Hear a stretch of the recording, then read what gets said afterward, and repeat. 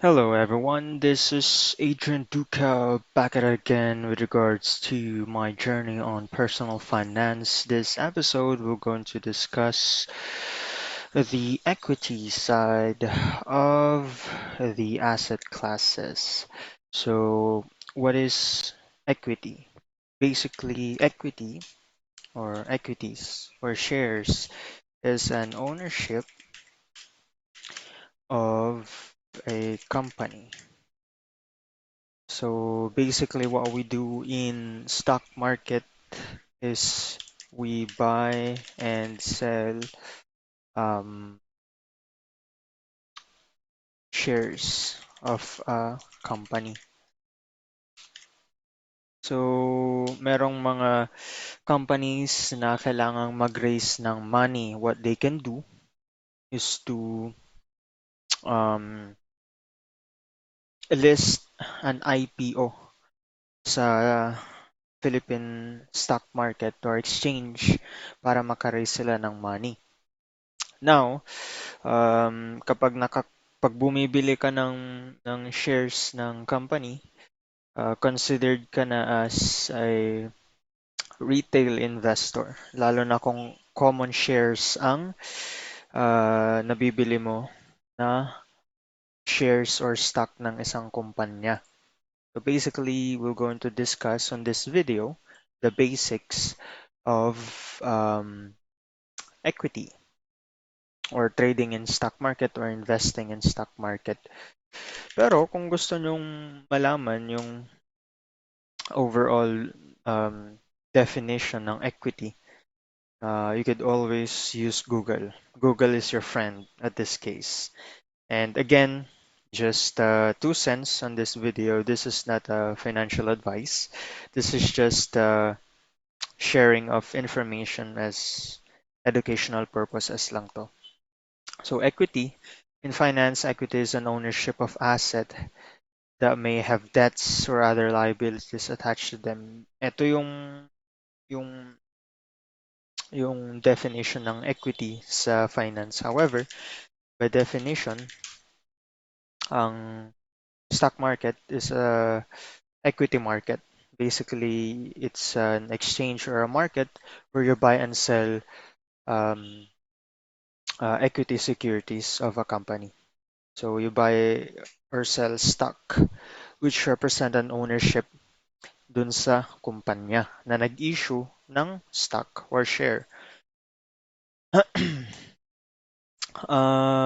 Going to the first topic is the basics of equities, stock market, investing slash trading is due diligence. Ika nga nila, do your own homework. Research on a company, do your own research. Huwag ka lang mag-rely sa information na nare-receive from news articles, from videos, from any other articles or rumors, for example, sa mga social media platforms. What you need to do is to properly assess yung mga companies na balak mong uh, yung mga stock ng companies na balak mong bilhin. You need to review carefully their balance sheet.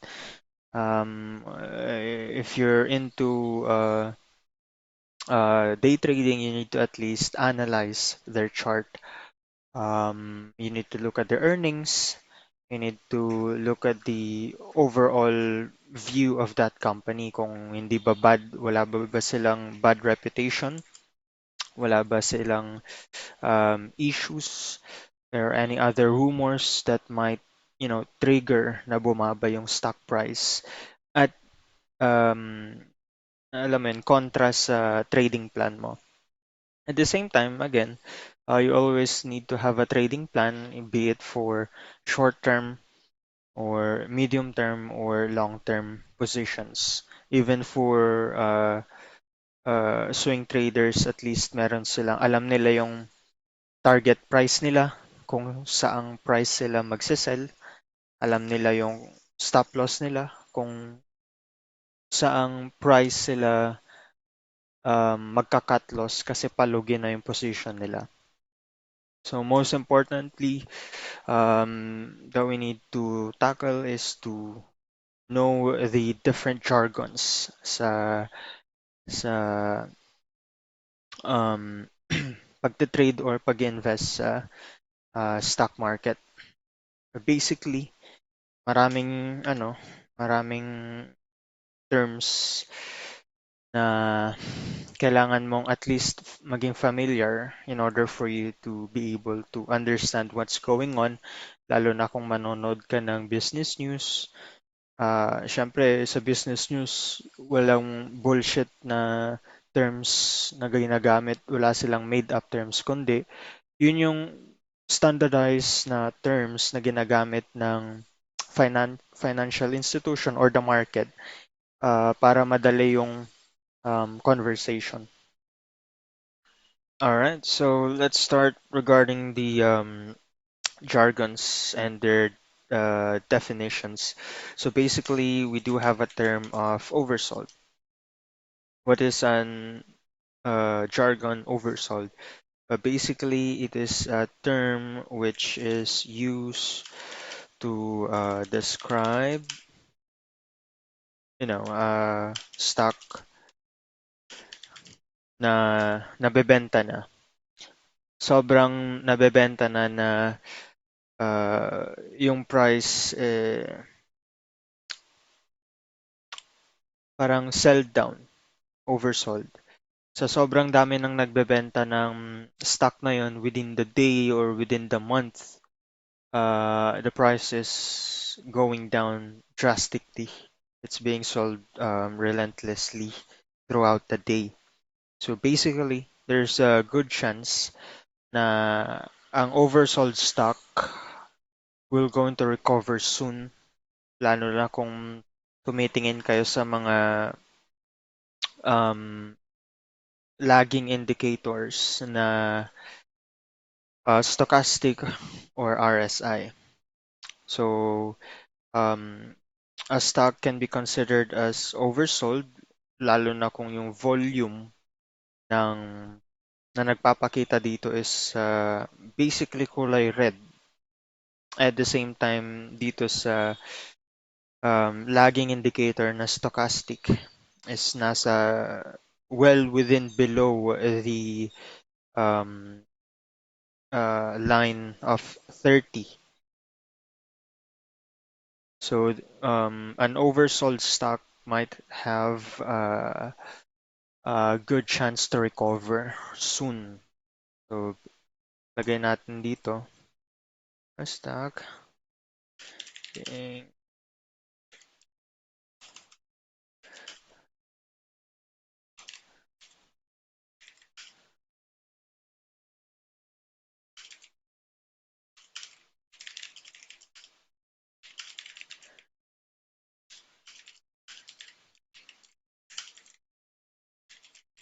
and we also have a term called overbought. Basically, tumataas kasi ang price ng stock kung maraming bumibili. So basically, if a stock is being overbought, pataas ng pataas yung price.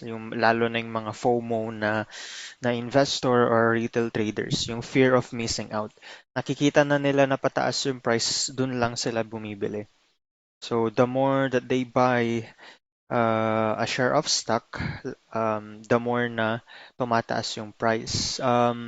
May math explanation to regarding sa bid and ask, sa volume, blah, blah, blah. Pero, ang general idea nito is like parang sa of Economy 101. There are specific number or issued stock sa isang company. Basically, kapag maraming bumibili, bumababa yung supply, meaning tumataas din yung price. So, yun yung Economy 101. Yun yung basic idea nan. So, overbought stock or the term overbought is used to describe a stock that is being bought relentlessly.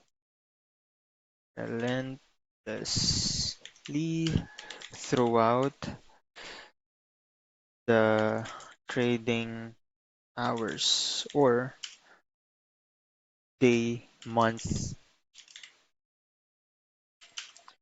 However, ang issue lang sa overbought na na stock is that there's a tendency or a huge tendency, huge tendency that price might go down.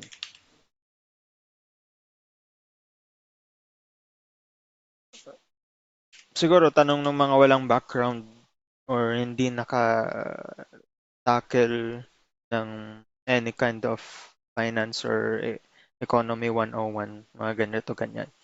So the more that stock price is being overbought on a certain period of time, there's always a tendency for it to go down. Uh, um, the reason for that, you know, pagbaba ng price ng isang stock kasi maraming magte-take profit lalo na kung overbought na yung stock. Uh, Dun na papasok yung term na oversold. So that's it. Oversold kung masyadong maraming nagbebenta ng stock at sa sobrang dami ng nagbebenta ng shares nila sa stock na yun, bumababa na rin yung price. However, kung sobrang baba naman na nung price, dun na papasok yung buying trend ng stock. Basically, marami nang bibili ulit ng shares ng stock na yun kasi mababa yung price. At kapag sobrang dami naman ng bumibili, maraming buy volume or sobrang maraming bumibili ng shares ng isang stock, overbought naman ang term doon. Meaning, marami bumibili, kaya sobrang taas na ng price ng stock and there's a huge tendency na pwedeng bumagsak yung price. That's the term overbought and oversold. Um, Bullish or yung tinatawag nila na bull.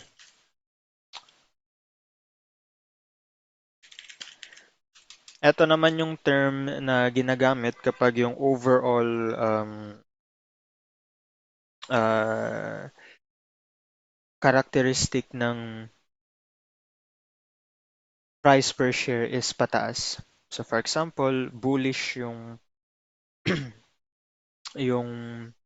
pananaw mo dun sa price kasi pataas siya. It's a common term to describe lalo na yung pattern kung pataas yung price. For example, it's been 6 months na bullish yung stock ng ASEN, for example, kasi ang overall trend is pataas. Yun yung tinatawag mong bullish. It's used to characterize the upward movement of uh, stock price. Lagay natin yan.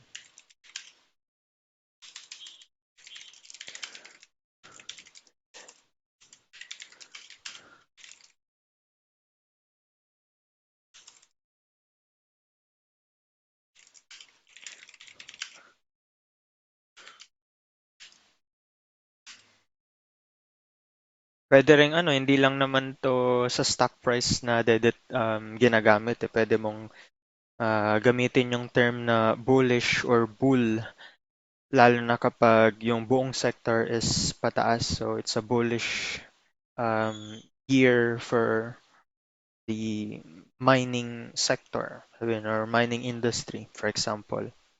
Or basta yung uh, overall trend of stock price or the market is up. Meron ding tinatawag na bearish,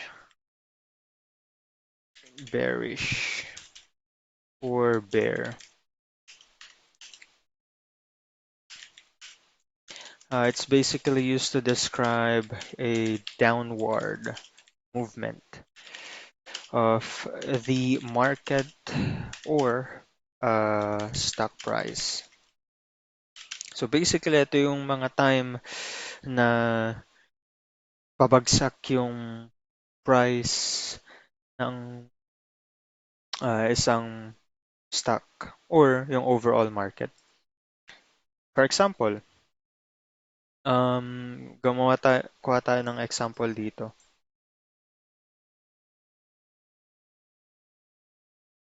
Ito,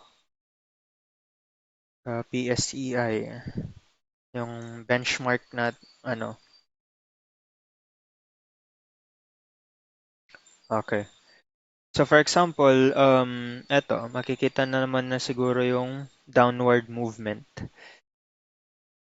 Downward movement ng, yan. Kapag yan nakita nyo sa chart, ibig sabihin yan, uh, bearish yung market or it's a bear market. Ito yung onset ng pandemic sa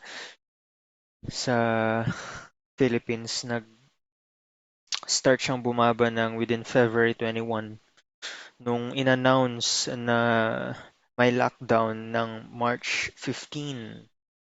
Ayan, nagkaroon ng sobrang pagbaba kasi nawalan ng confidence yung mga investor from siguro institutional investor to retail investors or foreign investors. Nawalan sila ng confidence sa market.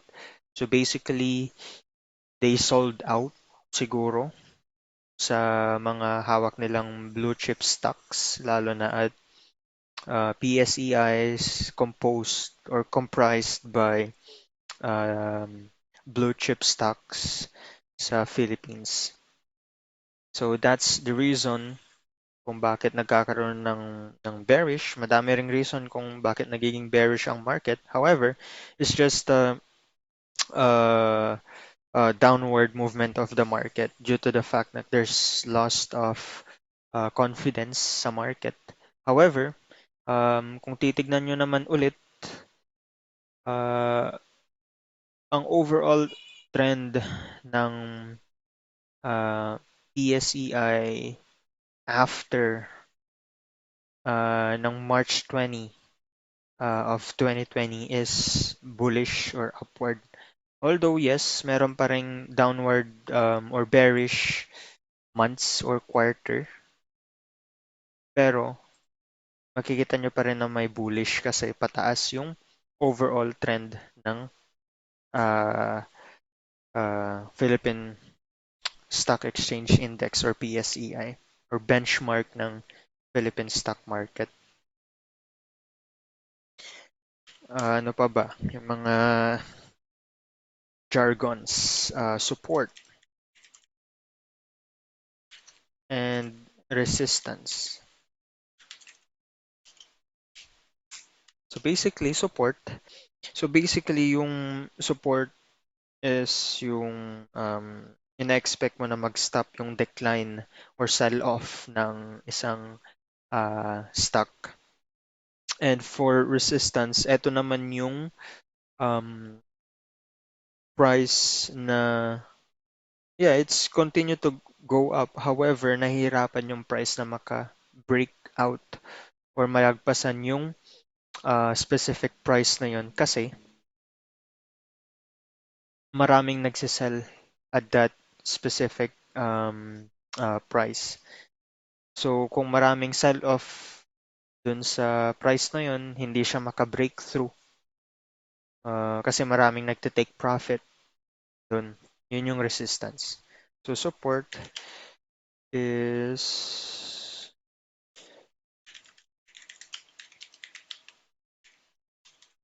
where you expect to stop the decline of uh, price or sell off.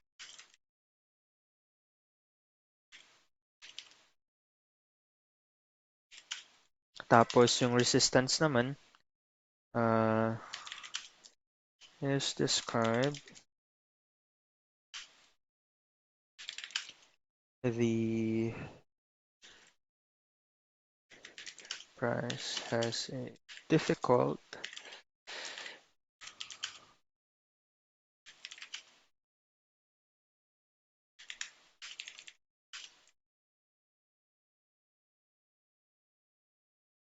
ito meaning maraming nagbebenta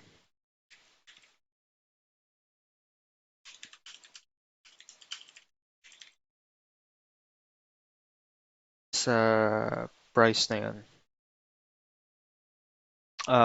However, for support naman dito, mostly um, an opportunity to buy.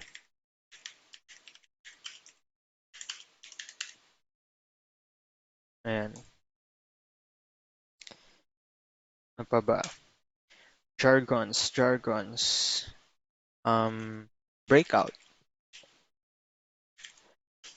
So basically, breakout is a term na pwede mong gamitin kung yung price ng stock is nag-breakout or lumabas dun sa resistance ng stock or ng price.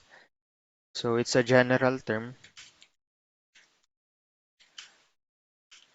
to describe a price breaking out of resistance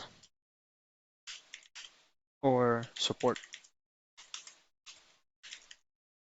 Kasi kung magdo-drawing ka ng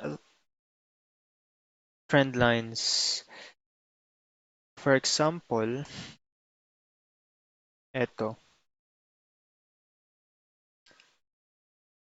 um, eto yung resistance that time. Lumagpas yung yung price, yung high highs niya or higher highs niya, mga September 9. The following trading day, September 10, nag-start siya or basically nag-open yung price at the top of that resistance level. So meaning um, mostly ang ibig sabihin nito sa amin na swing trader or day trader is pwede ka nang magbenta dito sa part na to. Kasi yung price nag-breakout na dun sa resistance, dun sa price na nahihirapang tumaas yung ah, price ng stock. Ewan ko kung naintindihan nyo. Kung hindi nyo naintindihan yung explanation ko, magbasa na lang kayo ng terminologies sa Google. Meron naman yan eh. So yan. Pullback. Ito yung time or yung action ng candlestick. Etong mga to. It's generally used to describe decline, maybe temporary decline sa price after an upward move. Basically, mabibase mo siya sa dito. For example, pataas yung overall trend ng stock. Eto. However, biglang nagkaroon ng huge sell-off kasi after nag-breakout yung price sa resistance level, biglang nagkaroon ng sell-off on the following trading day. So basically, nag-open yung price ng stock for nickel September 13. Nag-open siya ng 6 pesos and 14 centavo or 6.14. Tapos, nag-close siya ng um, 6.01 or 6 pesos and 1 centavo. So basically, there's a huge sell-off. Siguro nag-sell off dito yung mga nakabili dito sa baba or dito. Mga nakabili dito sa price na 5.45, nag-sell off na sila dito kasi magte-take profit na sila. So kung makita nyo yung candlestick na kulay red na pababa, na sobrang pababa after ng pataas na overall trend, yan yung tinatawag na pullback. So basically, this described uh, decline in price after an upward um, movement.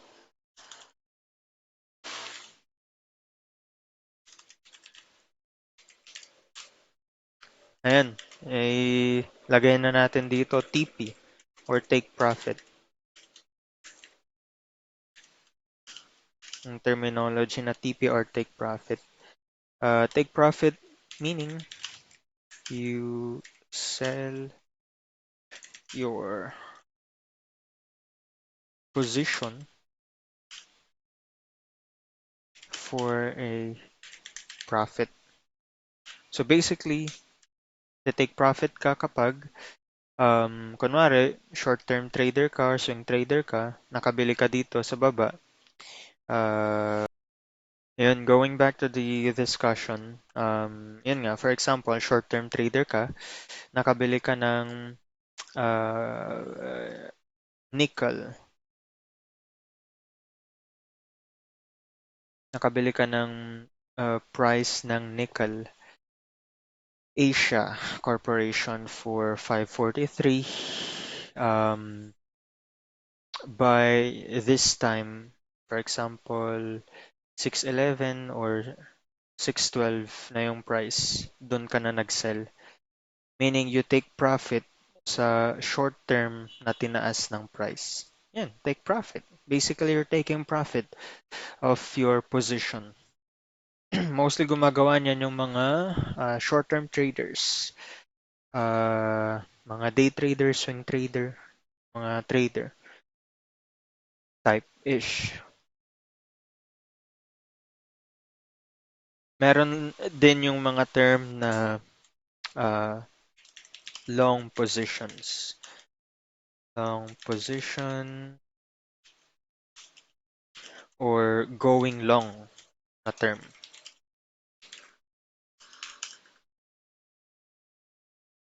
Etong jargon na to, ang ibig lang sabihin dito is magbabay ka ng shares ng isang stock, hahawakan mo siya for, let's say, 1 to 3 years. Kasi alam mong maganda yung company, overall fundamental niya maganda, profitable, confident ka na pataas yung price. So, you're going to take a long position or you want to go long dun sa stock na yun. So, basically, ito yung investing na. You know that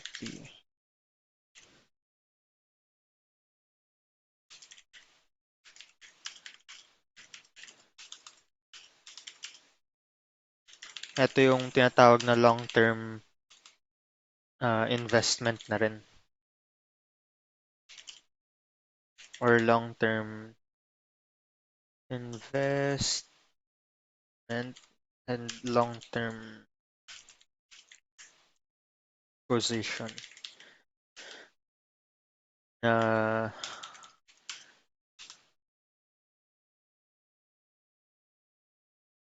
1 to 5 years.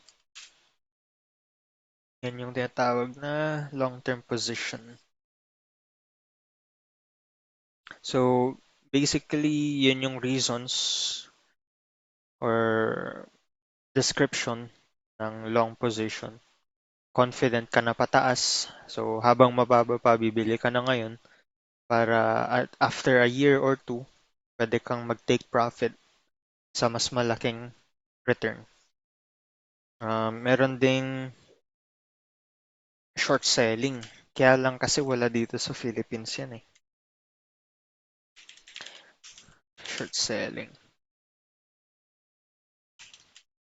or short. So basically, kapag short selling, you bet against,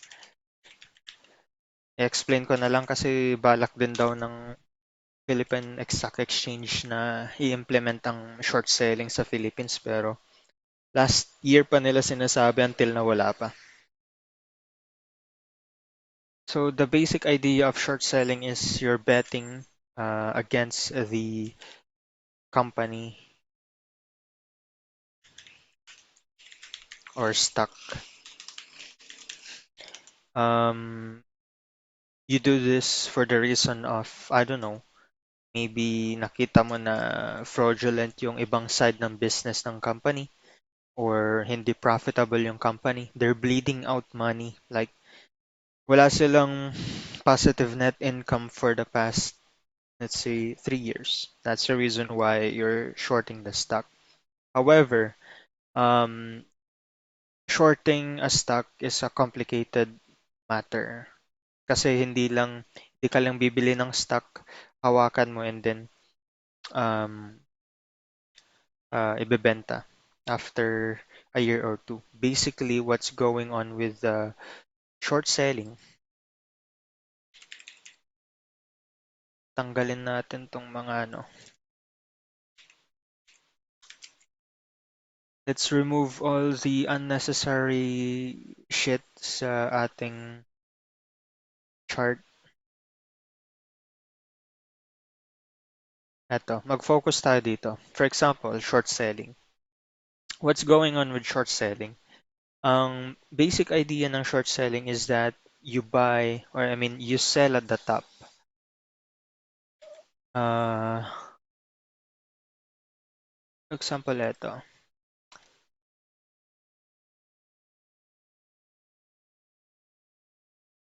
And basically, if you're going to bet against the stock, you sell here. Sell high. And then, kung alam mo na may reversal, ang kung may reversal na for example, ng price ng Ace and Energy, bibili ka ngayon sa lower price. Bibilihin mo ulit yung stock. So, you sell high, buy low. However, kaya complicated ang short selling kasi haba-habang discussion to. Sell high, buy low. Ayan. Siguro magtataka ka, bakit ka magbebenta ng stock sa pinakataas na price at bibili ka sa pinakamababa? Ang nangyayari kasi dyan sa short selling is that, for example, this is you, the retail trader. Or yeah, maybe any investor, institutional or ano. So basically, um, ang mangyayari dyan, lalapit ka sa broker or ewan ko kung ang alam ko lang naman na nag-i-issue ng ganito is a broker. Lalapit ka sa broker.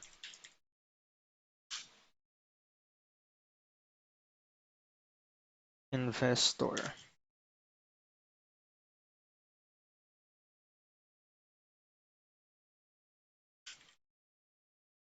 So, ikaw yung investor, lalapit ka sa broker, hihiram ka ng shares ng ASIN for, let's say, uh,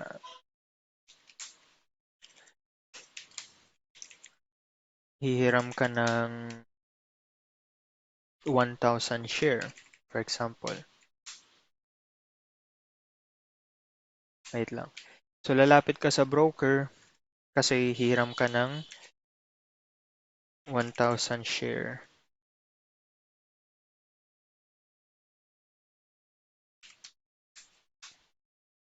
Ayan. So, ibibigay sa'yo yung shares na gusto mong hiramin. For example, na-transfer na niya yung 1,000 share. Ngayon, ibebenta mo na ngayon yung borrowed shares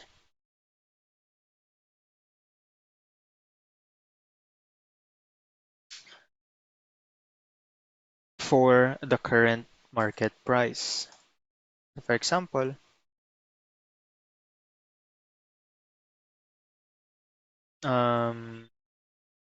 binaro mo siya sa around 13. Sabihin mo, 13 a share. 13 per share. So basically, magkakaroon ka ngayon ng profit agad na 13,000. For example lang to. Ngayon, dahil alam mong bababa ang price ng ASIN, may utang ka na ngayong 1,000 share na kailangan mong bayaran sa broker. For example, nakita mo na may reversal dito, bibilhin mo na ngayon yung uh, exact amount na hiniram mo sa broker at a low price. So 11.32 for example.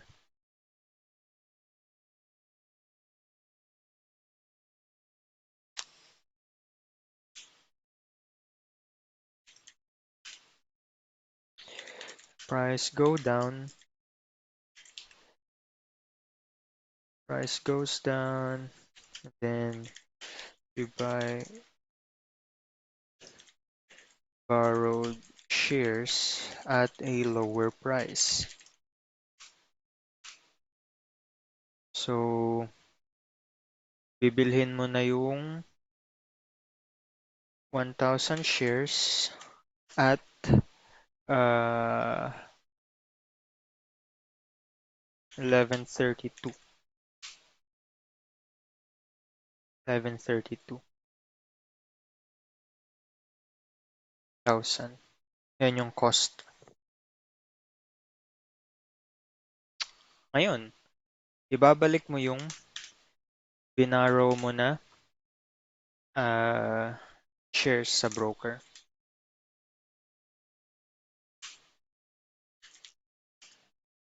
1,000 share. So ngayon siguro ang tanong mo, paano yung balik? Ano yung magiging kita mo dito? So as an investor, expense mo is 11,000.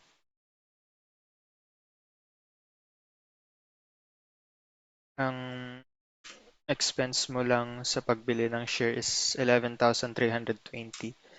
So may kita ka ngayong 1,680 or yeah, may profit kang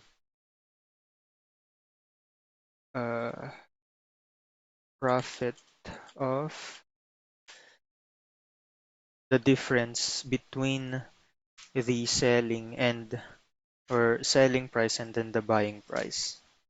So profit of 1,680. Siguro sabihin nyo maliit lang yung ganitong example. However, kung institutional investor ka or retail investor na malaking budget, like umaabot yan sa millions and whatnot, uh, simple math can solve that issue. Bigyan natin ng example.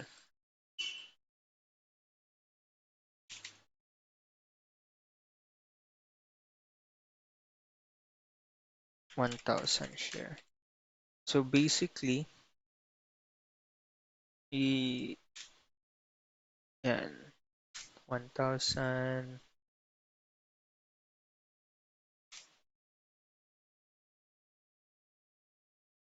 For example, ang binaro mo na shares is at least 100,000.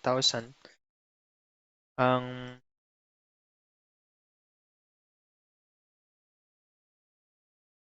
yan. So basically, you make a profit of 168. However, hindi ganun kasimple yung process ng pag-short sell. Kasi meron ding parang interest or fee na kukunin yung broker mo. Be it online broker, be it prime brokerage, or yung traditional na broker. So that's maybe this is the reason why na until now hindi pa na-implement yung short selling kasi medyo complicated yung pag-short sell, and at the same time baka hindi afford ng mga retail uh, traders yung fees and whatnot. Pero this is the basic explanation on how short selling works. So basically, you, the investor, borrow 100,000 share.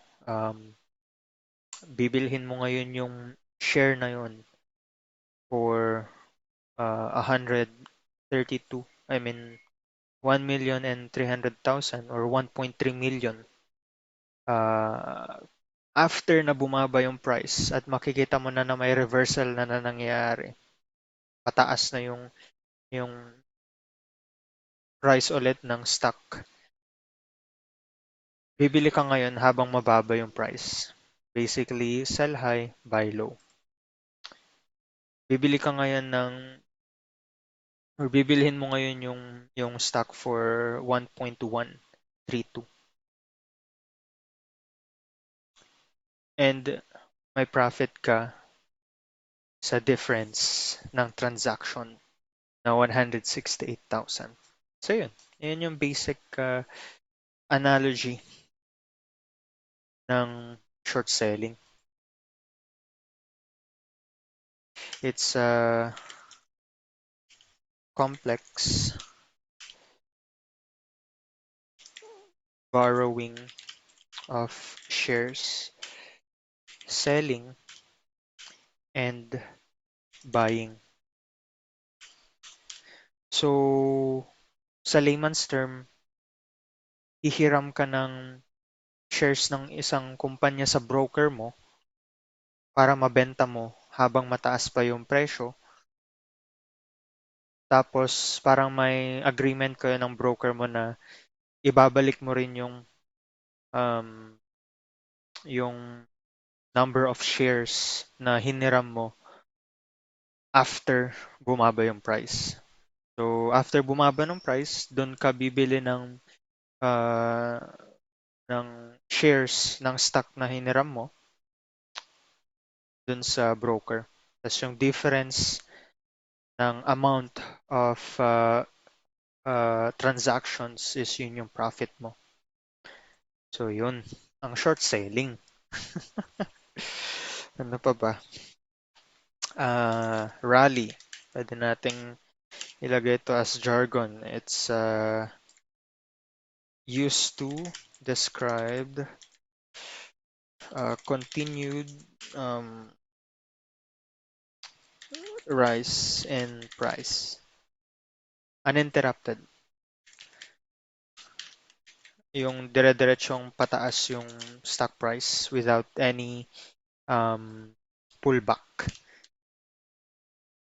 Ano pa ba? Paper profit. Pwede ring Uh, Pwede ba kayang tawagin to as unrealized? Unrealized gain or unrealized P&L? Hindi, di ba? So paper profit, um, yeah, pwede. Unrealized profit. Meaning, tumaas yung value ng shares na hawak. Alright, so yun, unrealized paper profit is an unrealized profit, meaning tumaas yung value ng hawak mong shares at hindi mo pa siya binebenta. Meaning, it's a paper profit. Until such time na ibenta mo yung yung hawak mong shares or until such time na mag-take profit ka, dun na magiging tangible yung increased sa value ng capital mo dun sa hawak mong position na yun. Yan, realized profit. Hindi naman siguro complicated intindihin. It's an unrealized profit, hindi pa tangible until such time that you take profit or sell your position. And paper loss, kaakibat ng paper profit. Paper loss. It's an unrealized loss. So, eto naman yung kabaliktaran ng paper profit. Paper loss is an unrealized loss. So, basically, yung value ng hawak mong shares is bumaba. So, instead of you gaining 500 pesos, for example, may loss ka na ng 500 pesos dun sa value ng hawak mong shares.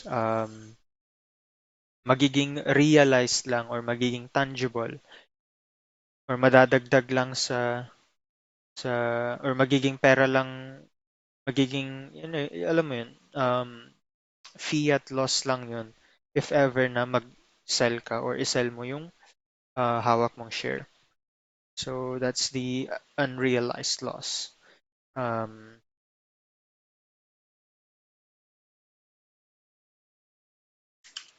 Not tangible loss.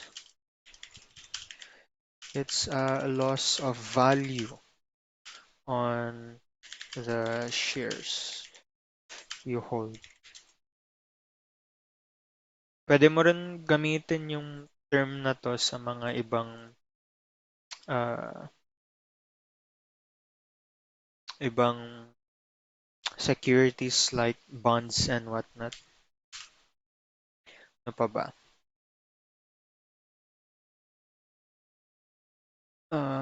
Yeah, unrealized. Unrealized profit and loss. Unrealized meaning um, it's just the value of the shares you're holding. Kapag realized na, realized profit and loss, um, the profit and loss will now reflect on your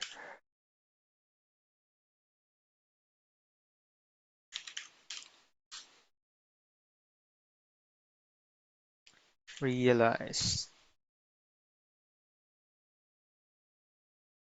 It's just a profit and loss on the value of the shares you're holding. It's not tangible yet. Ano pa ba? Mga terms and jargons na pwedeng um,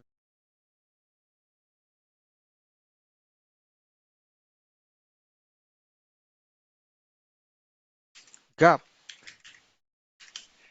Ito yung ito yung term na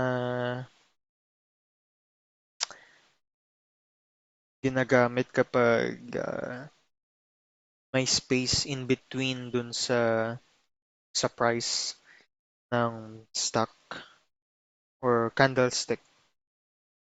So, ang reason nito is there's a sharp down uh, action sa price ng stock.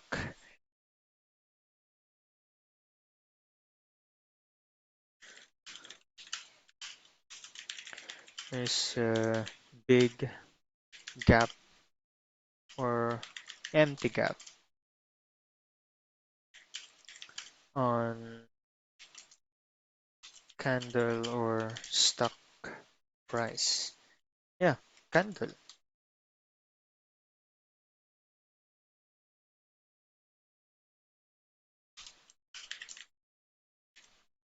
Sharp downturn.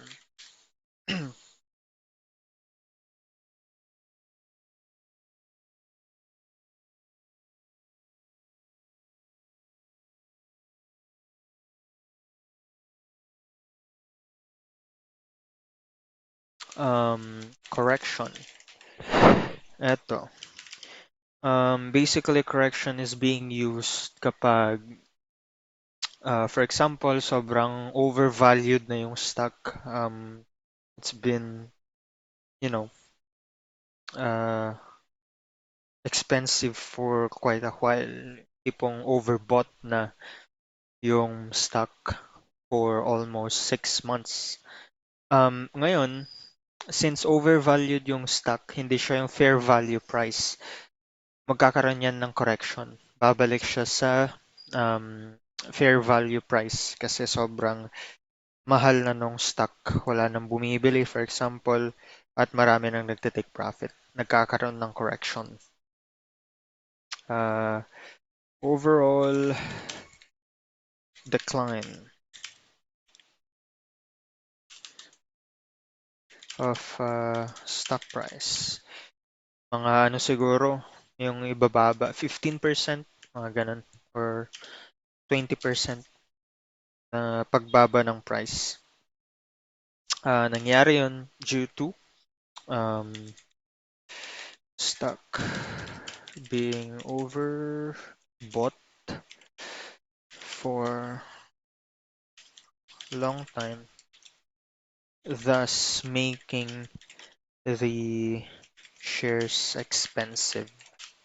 Yan. Well, sa dito, sa discussion natin for equities or overall investing and trading of shares or stock trading, this ma-explain naman natin yung iba't ibang jargons na ginagamit sa mga iba't ibang ginagamit throughout the trading or discussion. Lalo na yung mga ito, volume, MACD, RSI, stochastic, trendline. I-discuss natin yung mga yan kasi mahaba-habang discussion yan. Kasi ginagamit na yan sa analysis. So, moving forward to the discussion. So, these are the basic jargons pala. Ito yung basic jargons that being used for investing in equities. Moving forward for trading strategies, there are different trading strategies. Meron yung tinatawag na scalping,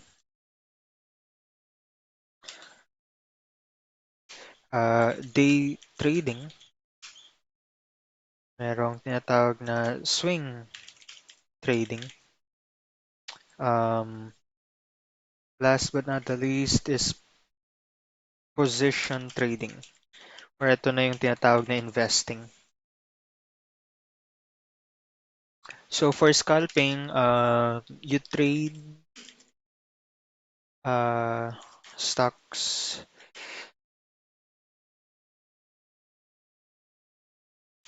So basically, you buy and hold,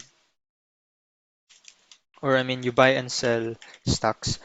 Idagdag rin pala natin to sa jargons, yung term na trade. Yung term na trade is uh, term used to describe buying and selling share of a share. Oh, yan. Dagdag rin natin sa jargons yung order. Same thing din. Used to describe buying or selling naman to. Is describe a buy or sell uh, order slash request. So there are different order types din. Dagdag na natin to sa jargons. GTC, GTD, uh, and so GCT is good till cancel. So basically, GTC order type or GTC or good till cancel order type, parang sinasabi mo na I want to buy um, 1,000 shares of Nickel Asia Corporation for 5 pesos until such time na hindi ko i-cancel yung order, hindi maka-cancel yung order. So basically, kahit lumipas ang days or months, open pa rin yung order. So once na bumaba yung price to 5 pesos, automatically mafi-fill in na yung order na gusto kong mangyari. So GTD or good till day. Basically, you're saying that your buying and or your buy and sell order will going to last for a day lang. So within the trading day. So for example, nag-open ka ng buy order for Nickel Asia Corporation, 1,000 shares for 5 pesos. That order will going to last within the trading day. After the trading day, automatically canceled na yun. So hindi siya mafe-fill after ma-cancel. FOK or fill or kill order type. So, ito yung order type na magfo-fall in siya within the moment na in-order mo. For example, you want to buy 1,000 shares for Nickel Asia Corporation for 5 pesos. Either you meet the request within the moment. Is it going to be filled? Kung hindi ma-meet ng broker or any money makers or market makers, automatically canceled na yun order. So yun. Going back to the trading strategies, again, there are different trading strategies. There are what we call scalping, day trading, swing trading, or position trading, or long-term long-term investment or investing, sabihin mo na lang. So basically, scalping, you trade within minutes. So basically, kung masyadong volatile yung uh, market. Ayan, volatile din. Dagdag natin sa o takte. Dagdag natin sa dito na lang. Volatile or volatility. Volatility. Yan.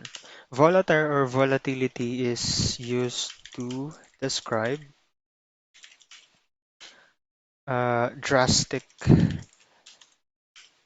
change and shifting of price. So basically, ito yung sobrang movement ng stock price or market within the trading day or siguro within a month or a week. Ganun. So you trade within minutes to take advantage of the market volatility. Basically, you can do scalping siguro sa US or sa Forex or sa crypto trading. However, for Philippine stock market, due to the fact na kokonti lang yung retail investors, mostly bulk yung order type ng institutional investors. Medyo um, mabagal yung movement ng market sa Philippines. Sure, may mga stock tayo dito sa Philippines na volatile. Nagmo-move siya drastically. However, o konti lang yung ganun. Uh, as of day trade or as of the minute movement, mababa yung hindi gaanong volatile sa Philippines. Boring ang Philippines. For day trading, you trade your buy and sell within the day or within the trading day.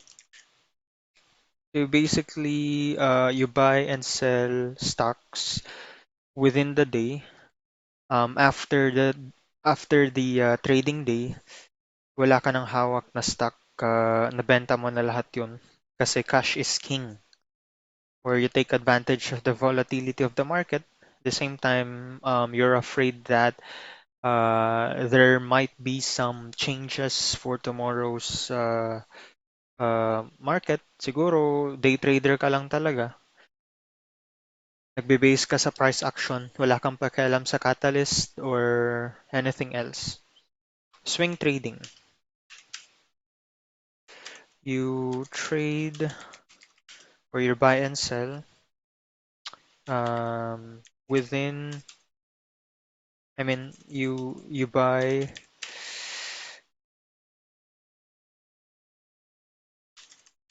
yeah, you buy and sell, you trade within weeks or months. So basically, ito yung trading strategy ng ibang tao kagaya ko na you buy a certain stock, hold it for 5 days, a week, a month. Maximum siguro na nahawakan ko ang isang stock, 3 months, and then you sell.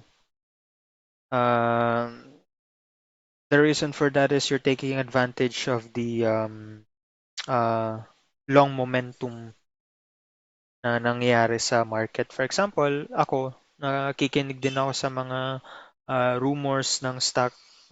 Tinitignan ko din yung news, lumalabas na news, yung catalyst na, for example, yung sa nickel, Nickel Asia Corporation, may effect yung nickel futures sa overall performance ng stock nila or nagiging catalyst yung nickel futures sa US sa stock price ng Nickel Asia. The reason for that is movement kasi ang Nickel Asia is a mining company. Mostly, they mine nickel ore. So kung mataas yung nickel futures, meaning yung mga commodity traders sa ibang bansa or sa US, ina-expect nila na malaki ang maproproduce or mamamine ng uh, nickel mining companies, which is isa na yung Nickel Asia Corporation. So meaning kapag nag-exceed sa expectation, um, ang ang production or mining ng nickel, tumataas din yung futures ng certain metals or commodity. Wala kasing ano sa Philippines, wala kasing commodity exchange na abolish 20 years ago, around 1999 to 2001. Dun na abolish. Kaya medyo nahihirapan din yung mga retail trader makipagsabayan sa um, international market or sa US market kasi may mga terms na hindi available dito, hindi natin experience. Moving forward, for position trading, ito na yung mga long-term investors sa mga companies. They buy and hold uh, a certain amount of uh, shares sa isang company for a long period of time, a year, couple of years, 3 years to 5 years to 10 years. Or pwede silang mag-buy ngayon, tapos dinadagdagan lang nila per month. Parang nag-average down sila or wala silang pakialam sa average down kasi nagde-dividend play sila ngayon. So eto, dividend play or averaging down or average down.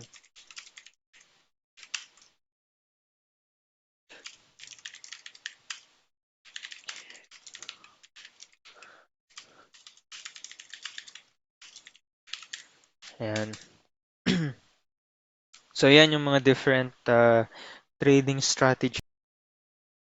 So yan yung mga different trading strategies ng um, traders or investors sa stock market.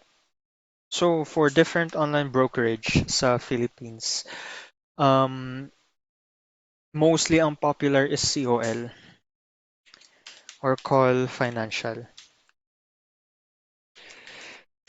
Back then, you can open a call account or COL account manually.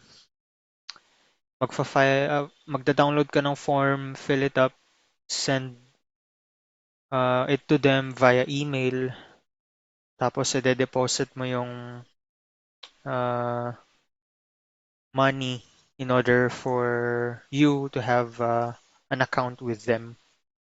However, mostly ng mga katrabaho kong nagtatanong, basically, merong platform ang BDO, lalo na yung mga may account sa BDO. Meron silang tinatawag na BDO Securities. Securities. Ito yung dating, ito yung dati na BDO na mura. Nagpalit lang sila ng pangalan.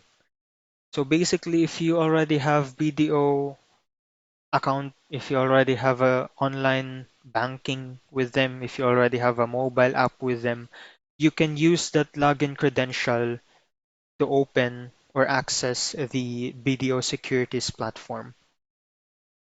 Let's explain that. Online brokerage is used to trade um, stocks online. Dalawa kasi ang klase ng brokerage. Merong traditional brokerage and meron ding online brokerage. Ang traditional brokerage, yun yung tatawag ka sa broker mo. Uh, for example, hi Joe, this is Ian. Buy 1,000 share of Nickel Asia Corporation for, say, 4 pesos, mga ganun. Ang tendency nun, mas mataas yung commission ng broker due to the fact na it would take time kasi tatawag ka. At the same time, you know, labor fee sa taong, kasi tao yung broker mo eh. Meron din yung online brokerage, etong mga to, yung dinidiscuss natin. Basically, lower fees kasi automatic na. Lalagay ka lang ng order sa platform nila until such time na may uh, money maker na mag-match dun sa order or may mga nagsisell ng kanya-kanya nilang positions na or na-meet yung uh, price na gusto mong bilhin yung share. So yun. Video securities, meron din BPI trade. Ano pa ba? Online brokerage. First Metrosec Pro. Maganda raw yung ano, yung First Metrosec Pro kasi may mga tools and charting na sila within the platform and real time mostly ng data. Hindi siya end of day.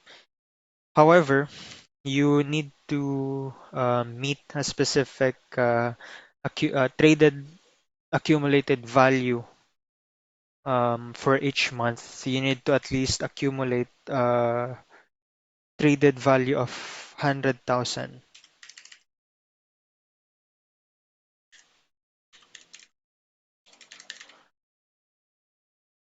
So eto, wala silang minimum deposit sa First Metrosec. Kaya lang, if you are an active swing or day trader, ito yung bagay kasi mamimit mo palagi tong quota na to. Tong accumulated traded value.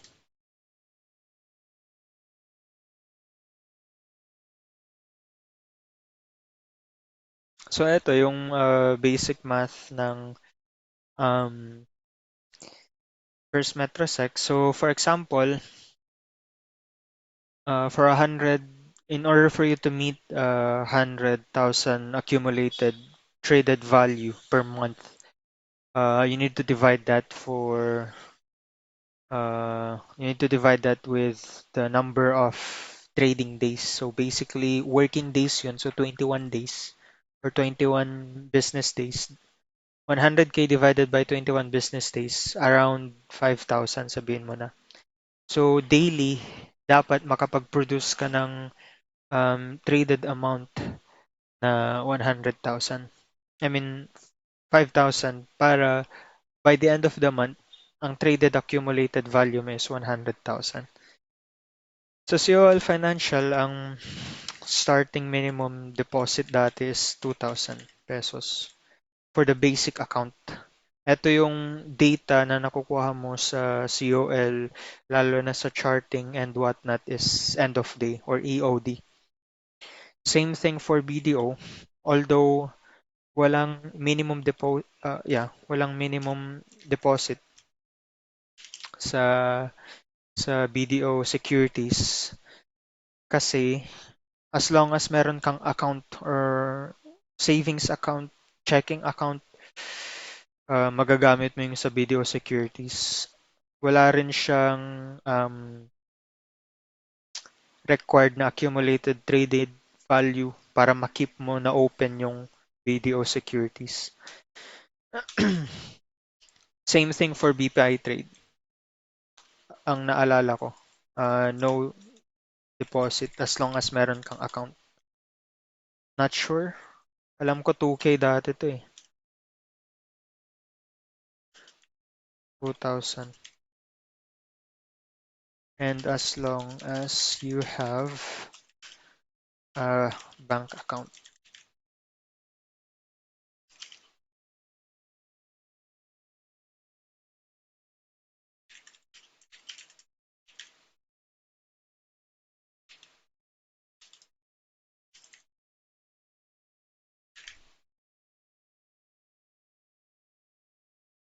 Ito, kailangan mong i-maintain yung accumulated traded value para makip mo na open yung account. Ano pa ba? Wala na akong ano eh. Yung isa pa pala na possible is AA securities. Triple A securities ba?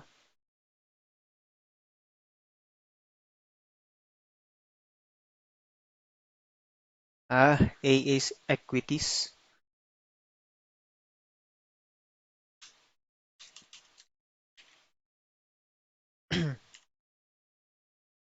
Ang alam ko dito may ano sila eh. May minimum deposit. Pero maganda daw yung platform nila. Maganda yung para siyang pang professional na trading platform for institutional.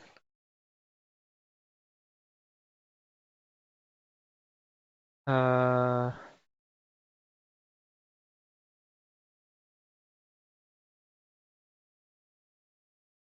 ayun. Minimum balance required. So meron silang deposit, minimum deposit na 50,000. Pero even though mataas yung deposit nila or minimum deposit to open an account, maganda rin daw yung platform nila sa pagkakaalam ko.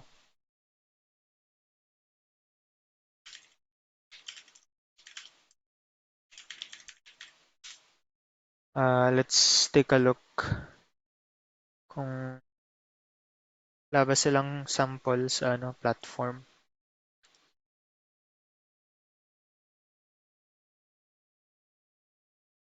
Professional, ayan. Professional ang trading platform nila. Hindi pucho-pucho.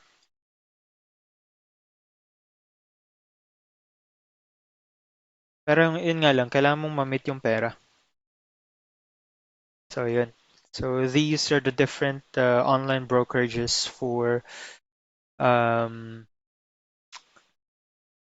basically here in the Philippines. Uh, I'm not sure sa traditional um, brokerage.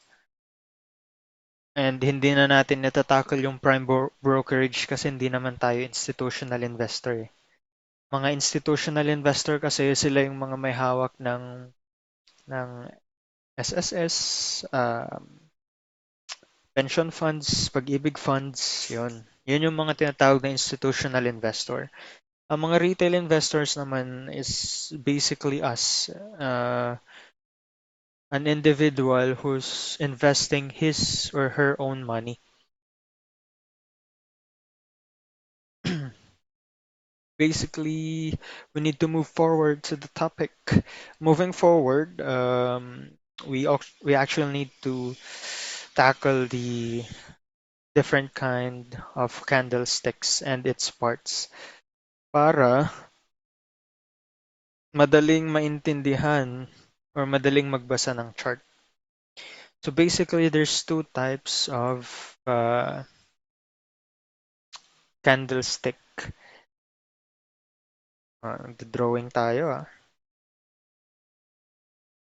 Yan. Yan yung first candlestick.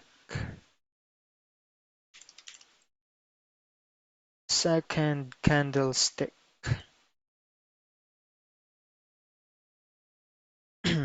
So different parts of candlestick. Kulayan natin to.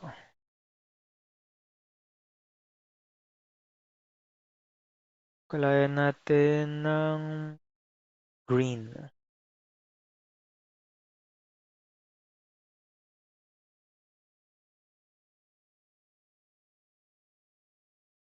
Ayan, kulay green. At etong isa is kulay red. So, meron ding different parts ang candlestick.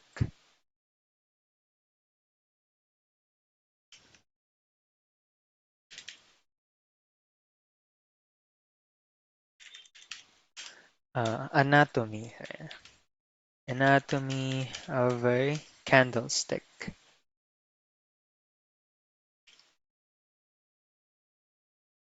Ayan. So, first part is ito yung open sa taas. Sa taas, yan yung tinatawag na opening price. So, ba't ganun?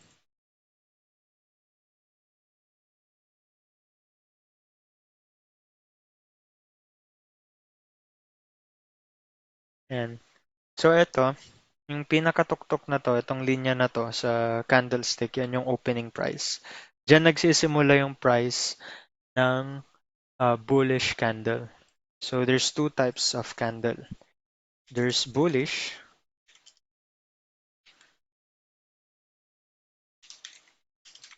candlestick.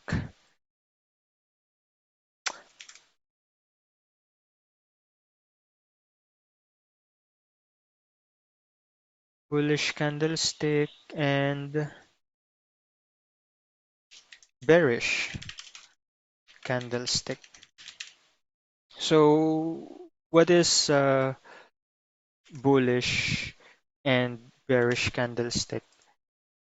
Basically, bullish candlestick is that ito yung mali yung pinaglagyan ko pala, bullish pala to. So, basically, bullish candlestick means that yung price pataas. There's a lot of buying na nangyayari kaya tumataas yung price ng stock. However, sa bearish candlestick, yun yung kabaliktaran. Kapag nakakita ng bearish candlestick, meaning price is going down or pababa yung price kasi maraming sell off sa um, sa stock, sa specific stock. So kapag ang opening price ng bullish candlestick ay sa baba, ang opening price naman ng bearish candlestick is sa taas. Opening price. Tapos, ito yung closing price.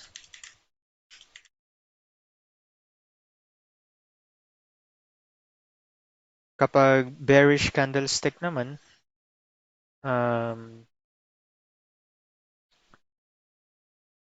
ito yung closing price.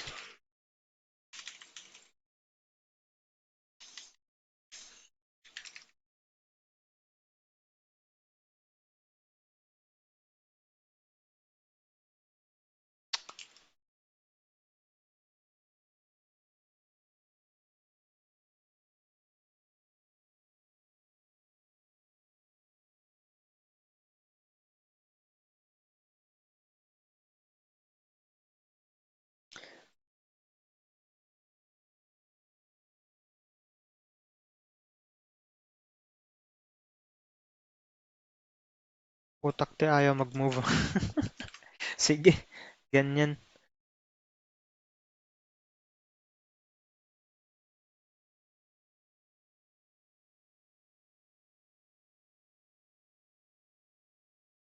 So yun. Etong mga line na to, ito yung tinatawag na wick ng candle.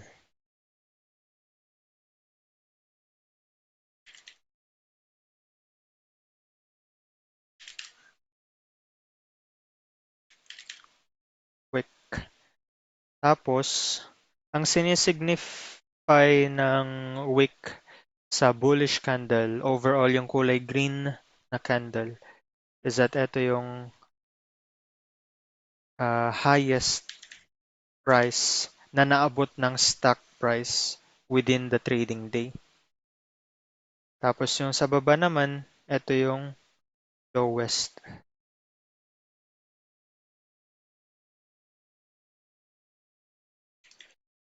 Lowest price for the trading day. Sa sa bearish candlestick naman, ito yung kabaliktaran din. Or I mean, hindi. I mean, it's the same thing. Highest price. Ito yung lowest price.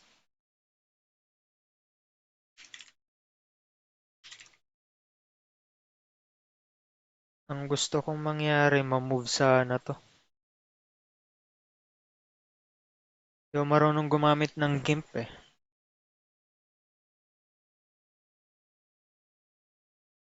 Yan. Putang ina.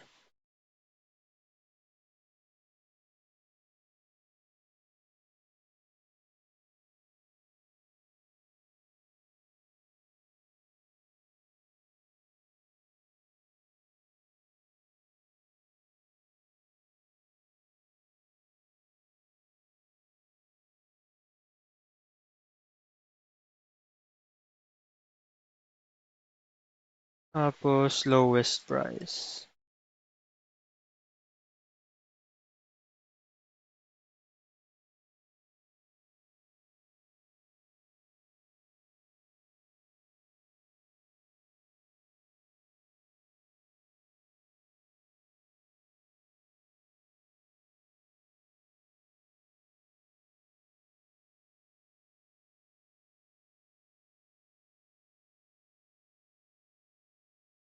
Yan. So, yeah. Yan yung basic anatomy of candlestick. Bullish candle, which is generally kulay green, meaning pataas yung price. It's bullish, pataas. There's a lot of buying na nangyari sa stock or sa share. Bearish candle signifies bearish uh, stock or bearish price, meaning there's a lot of sell-off. Nagbukas yung price ng mataas sa bearish candle. At the end of the day, nag-close yung price sa mababang halaga. For example, sa bullish candle, nag-open yung price ng 5 pesos. At the end of the day, nag-close siya ng 10 pesos. So it's bullish, tumaas yung price. Sa highest, so yung pinakataas ng wick, yun yung highest price na naabot ng um, ng price within the day or trading day. Or maybe, depende sa layout ng chart mo kung weekly or monthly or daily. Same thing naman sa pinakamababang part ng candle, yung wick. Pinakamababang wick ng bullish candle is yan yung pinaka lowest price within the day. Same explanation here.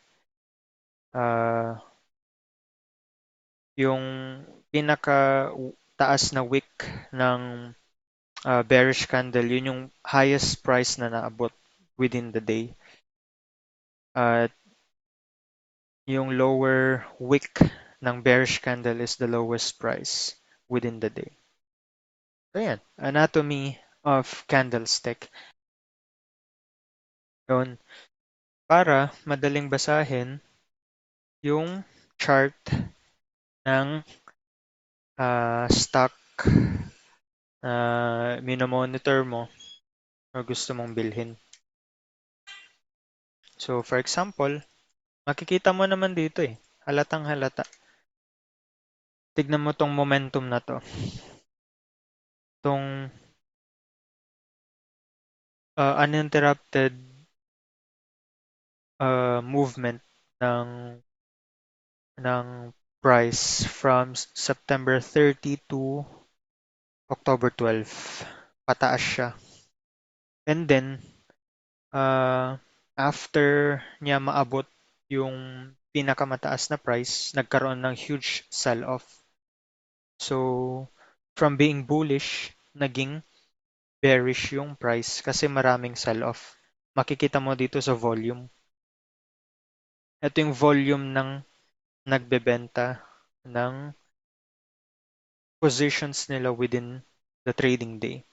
So, mas madaming sell ng ASIN stock instead of buying. Kaya nagkakaroon ng malaking red candle. Ito na rin yung tinatawag nating pullback. Nagkaroon ng pullback. So, yun.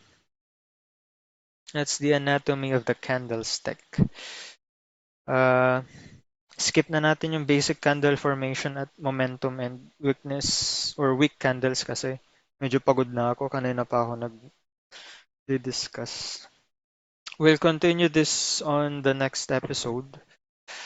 And then after ma-discuss yung basic candlestick formation and momentum and weak candles, we're going to dive into the analysis part, like the fundamental analysis and technical analysis. All right, so there we go.